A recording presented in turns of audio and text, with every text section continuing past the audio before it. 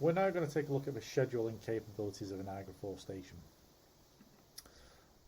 So as we've been seeing, we've got wire sheets available in multiple places inside the station within a folder at a top level. We can just go views and go into the wire sheet. And then within devices, within a network, in this case the Modbus network, there is also a wire sheet available with points on there. So it's possible for us to put the schedules across different locations in a station. But in this example, we are going to keep it simple and put the schedules in a very obvious place to start with. So I'm going to right click on config, go new folder, call it schedules, and go into there. And I'm going to open up a palette, and the palette name is schedule. And as with most things in Niagara 4, it's not just a case there's one way of doing it, there's multiple options available. So in this palette, we've got a Boolean schedule, which is an off-on type of schedule, probably the one that is most common in building management systems. But then there are a lot of other options on top. So we've got an Enum schedule. So as an example, with an air conditioning unit where it's got a mode, the Enum schedule could control the mode of the unit based on automatic, heating only, cooling only, fan only, and so on. A numeric schedule that will output a number. So this could be used for an occupied set point and an unoccupied set point. So between 9 and 5 we want 21 degrees. Outside of 9 and 5 we want 14 degrees. A string schedule that will output a piece of text based on the schedule profile. Probably not much used in the BMS, but useful in other areas. A calendar schedule that's used just to create a set of dates. Those dates can then be fed into other schedules to do certain things, such as holidays. A trigger schedule, which we can use for metering type applications. So if we're logging a water meter or a gas meter on a pulse count, we can set a daily reset pulse or a monthly reset pulse, applications such as that. And then there's some selector modules which we aren't going to cover in this lab, but are available to select different schedules. So we're going to run through these and take a look at how we set them up in a second.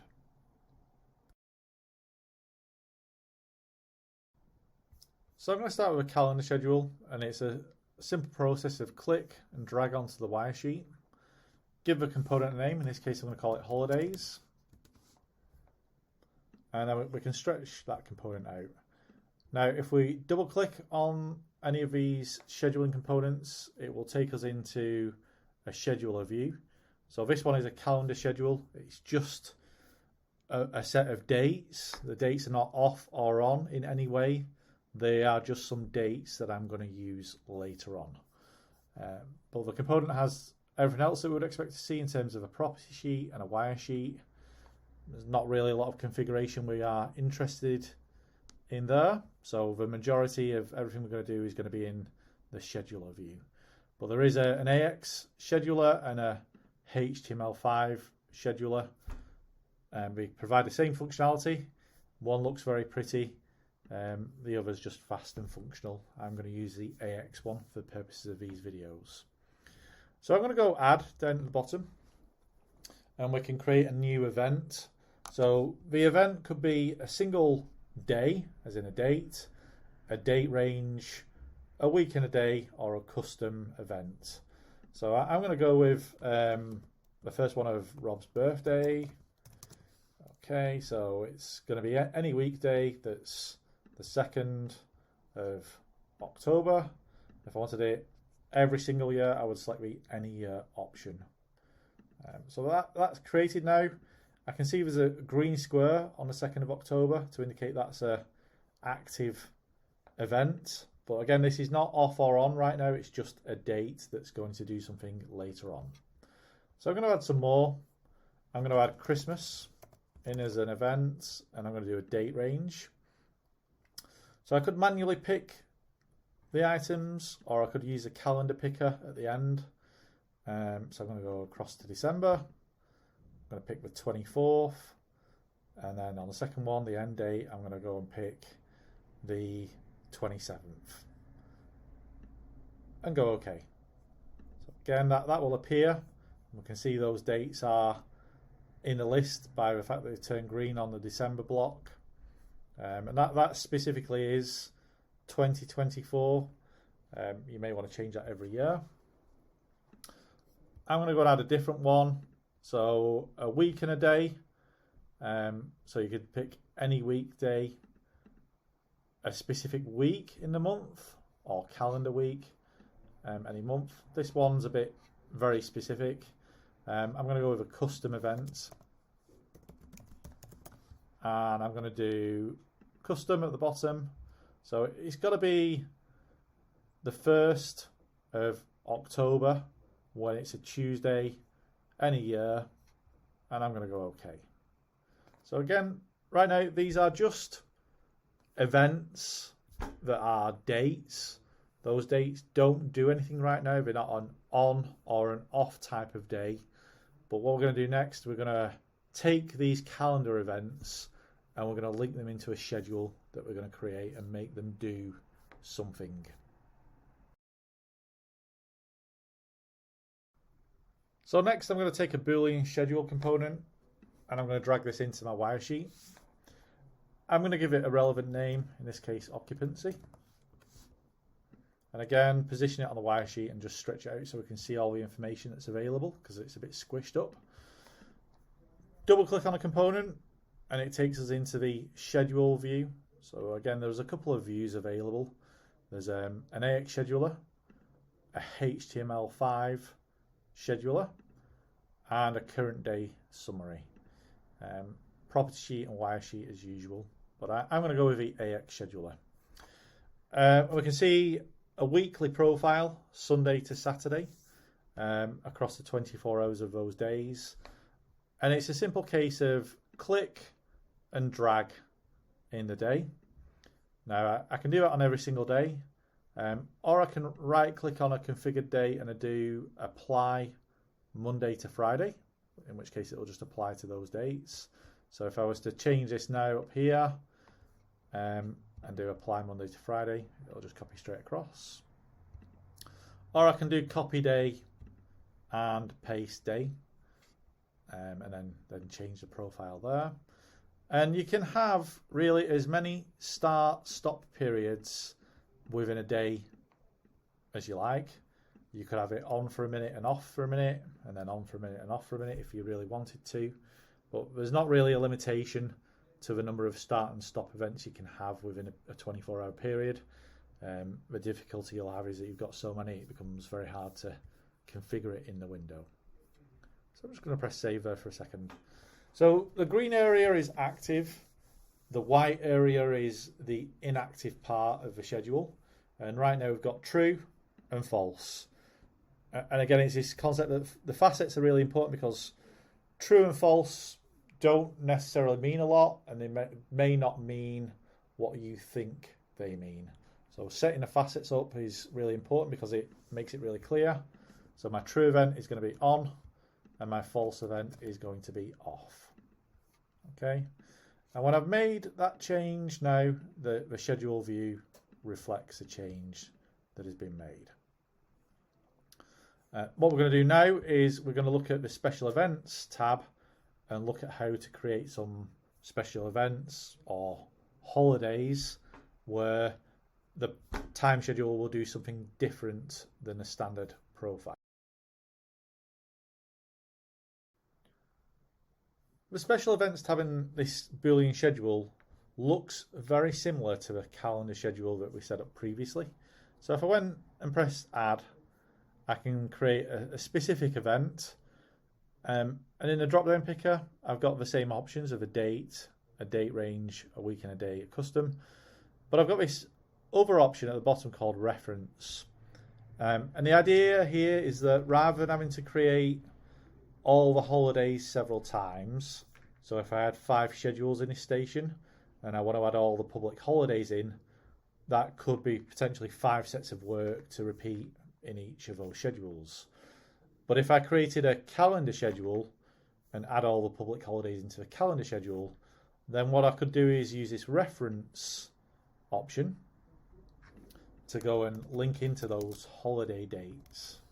So the name is holidays. It's a reference, which means it's going to go and look for a calendar schedule. And at the bottom it says these are the available calendars, and we can see holidays is there. Now it kind of looks right now that it's correct and configured as it's meant to be, but I'm just going to press OK. And the important thing here is that this reference field says null, because it's not actually linked up. So if I double click on it and then select the schedule, it now changes to refer to that location station where that calendar schedule is. So I'm just going to do that manually again, and I'll call it public holidays. I'm going to do a reference, and this time I'm going to pick the item in the list specifically, and now it's created with the full slot reference to that location inside the station. This example here where it says reference null is incomplete and would not work inside the station at all, so it would just ignore the dates. So I'm going to remove that one. And then what we've got on the right hand side is a day view. So what this is referring to is that on a day that is a holiday, such as the 2nd of October or the Christmas week, what is going to happen when that holiday becomes active? So unscheduled and the white space means automatic. So whatever you've got configured in this view is what would happen on those days. But if I wanted it to specifically be unoccupied for 24 hours, then I would need to select the time period I'm interested in, and then I would have to select the event output that I want. So in this case it's Boolean, so it's off or on. So I'm going to go off and save. So now I can see that the 1st and the 2nd of October, the Christmas week, those dates specifically would now be 24 hours of off. I could change it so that I add off and on period at some point in the day, and then off again. But because I've left this space at the bottom white, that would mean automatic. So again, whatever's going on over here on those particular days. So you've got to be very specific in what you want it to do. So if I just wanted it on between 12 and 3, then that's what I would specify, but the rest of the periods would be an off setup. Okay, so that would then override the output of the schedule and take control of whatever it's going to do.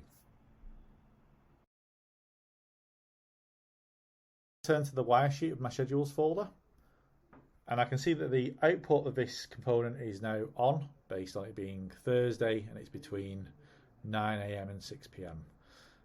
And then I can take this component, and if I had a Boolean point on this wiresheet, I could come from the out to the in and make it do things.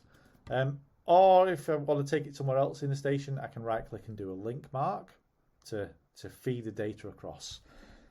However, this schedule does not have any override actions on it. So it means that if I wanted to just boost the schedule for an hour, I'd potentially have to come in and make a time adjustment, but that's to, in this example, every Thursday going forward. So I would need to make sure I change that back. So one of the things I can do is I can insert a block on the wiresheet. I'm going to call it occupancy override. And I'm going to feed the output of the schedule into that component, set the facets up on and off as per the schedule, and then I could link mark this block to somewhere else in my station, because this component does have some override functions, emergency overrides, and a timed override. So I could go and do a custom of 30 seconds and pull that component into override, and then I have a way of making a change to the setup without permanently going in and changing this schedule. So what I'm going to do now is I'm going to right click on this block and do a link mark. I'm going to open up a new tab with Control and T, and I'm going to navigate across to my plant room. So I could go into the point manager or the wire sheets. This domestic hot water component, I'm just going to right click, link from my occupancy override from the output of the override component to input 16 of this domestic hot water block. And then that point is now controlled from my Boolean schedule.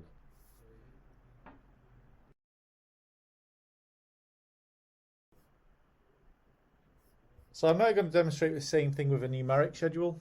So again, click and drag onto the wire sheet. Occupancy set point is the name I'm going to give this. Again, position and stretch it out because it's very small and hard to see the full detail of what's actually going on in these slots. Double click, it takes us into a weekly view. So click and drag. This blue area now has a value of 0, which I'm going to set to 21 down at the bottom. And then I can right click on that and do apply Monday to Friday. On a Sunday, I might make it slightly cooler. And I could do copy day and paste day. Okay. The white area right now is defined as being null, so it doesn't have a value. So I'm going to come to the Properties tab, and I'm going to define a default output of 14. So now the white area is defined as 14 degrees Celsius. But I could manually configure that to be that way. But that is a lot of config that you've got to do then, whereas using the default output allows me to just define a standard profile. The green area is occupied, the white area is unoccupied. It's just less setup really.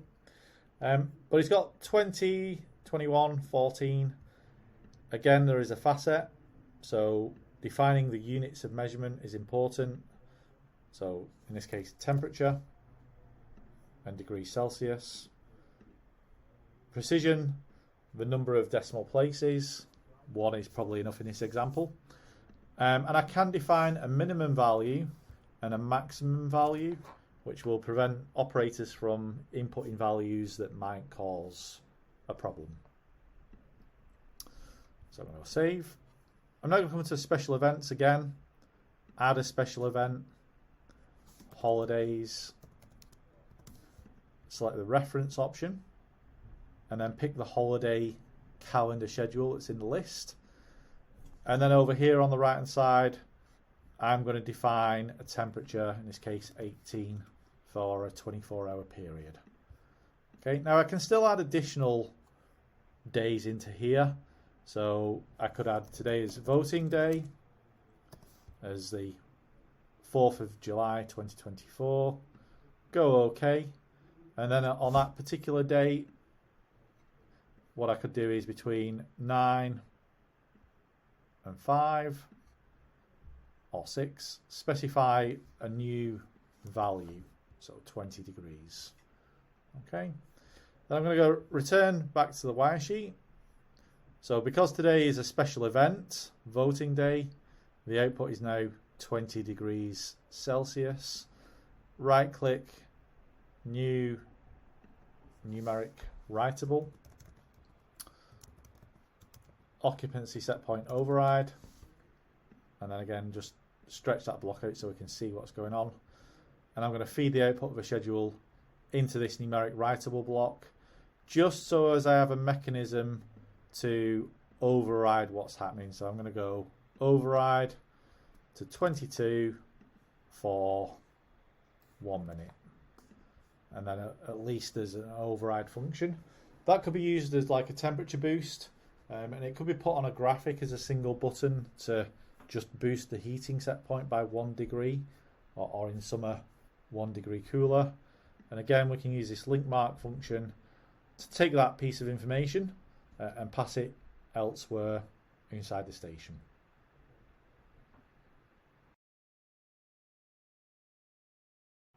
So just a couple of notes about the schedules.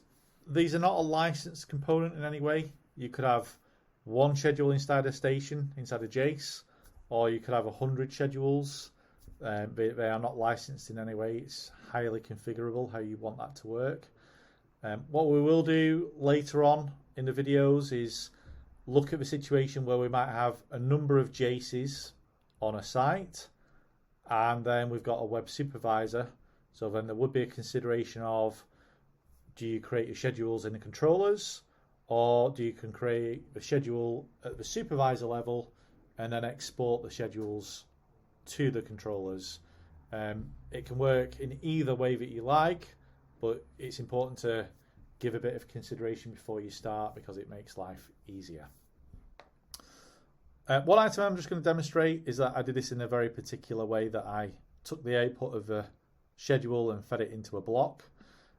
The schedules do have an input slot on them, so I'm just going to disconnect this component for a second, and I'm just going to make this inactive or off with an override. So the schedule of this is right now currently active and on, and I'm going to take the output of this block that is in override off and feed it to the input slot of the schedule. So now, because I'm feeding something into the input slot of a schedule, it will actually override whatever is configured inside here, and it's doing an override function just in a slightly different way. My personal preference is that I would always take the output of a schedule, feed it into a block, and then I use this block as the override mechanism. Both ways will work fine. It's just whichever way you prefer to do it. Now that these are configured, I'm just going to go into the property sheets and just take a look. So the HTML5 scheduler is there. It looks very similar, it's just a bit prettier. So you can do exactly the same setup in here. So we can change the times, we can right click and clear the day, and then we can set the times up in exactly the same way. We just need to make sure we save the schedule when we're finished. But I'm just going to go to the AX property sheet. A couple of items here. These are generally what we see from a wiresheet view, but we can see the facets are available. You could adjust them manually here. The last modified date, so the last change that was made to this schedule, the output status, the input status, the next event time, and the next event value. But again, we can see all of those at the wiresheet level, and we can take any of these and do something with them. So as an example, I could use this time schedule with a link mark function as a mechanism to control a history. So if I link from, I could take the output of a schedule to the enabled property of a history, or I could take the next value and use the next value to control the history. So if I only wanted this history to function during unoccupied hours, the next value would allow me to do that. But the link marking is extremely powerful. You can almost link mark from and to anything inside the station to pass a piece of information to somewhere else.